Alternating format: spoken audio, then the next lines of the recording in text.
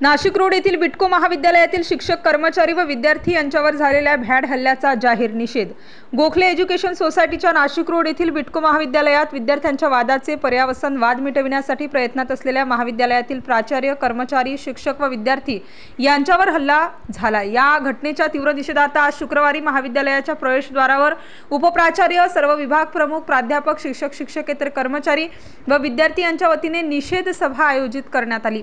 या प्रसंगी गोखले एज्युकेशन सोसायटीचे शाखा सचिव प्राचार्य डॉक्टर व्ही.एन. सूर्यवंशी, सावित्रीबाई फुले पुणे विद्यापीठाचे मॅनेजमेंट काउन्सिल सदस्य सागर वैद्य, डॉक्टर प्रणव रत्नपारखी, प्राचार्य डॉक्टर मंजुषा कुलकर्णी, उपप्राचार्य doctor Anil Kumar Pathare, doctor K C. Tagle यासह प्राध्यापक, शिक्षकांनी तीव्र शब्दात घटनेचा निषेध केला.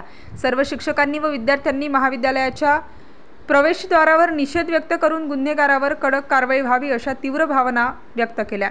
स्टार न्यूजसाठी संदीप जोजारे, नाशिक.